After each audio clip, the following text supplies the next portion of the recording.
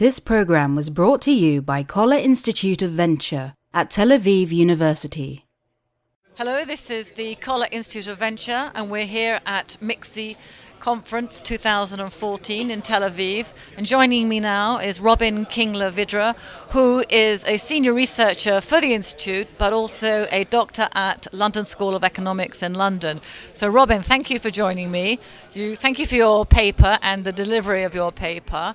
So what are the 8 things, policy adjustments that cities, regions or countries should think about if they want to replicate or have their own version of a startup nation? It's a great question. So I think that first to frame the 8 categories of initiatives and policies, it's important to think about creating your own version of Silicon Valley as opposed to simply trying to replicate it. Playing on local strengths is critical from my perspective. So the 8 categories that I've outlined are government funding, taxation, regulation, stock market access, creating something like a local NASDAQ, education, infrastructure, creating clusters, networks.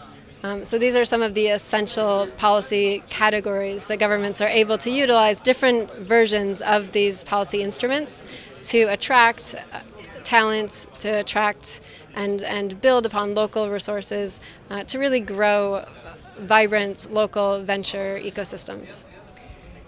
Do you think there has to be a platform in place? You talked about education and training. Do you think that perhaps some cities or nations are perhaps naive what they need to have in place before they embark on making the next moves? I think in some sense there's still some learning to go, some learning to be done. But in my experience in interviewing policymakers, I'm constantly impressed at how much they know about the startup nation and what they should be doing, and it's just a matter of implementing these long-term projects, these long-term investments in education and in infrastructure and in the various other categories to allow the right conditions to emerge. But these are, in many cases, we're talking about policies and even investments in education that can have an immediate impact in, say, the next year or 3 years. But in other cases, in some of the longer-term education initiatives, as I mentioned in my talk in Vietnam, they're focusing on programming abilities starting with 4th or 5th graders. This is obviously going to take some time to have an impact. So patience and waiting perhaps for 10 or 20 years to really see the fruits of some of these investments in education. Okay, and one final question. Are you seeing the interest coming from the developed nations or the developing nations?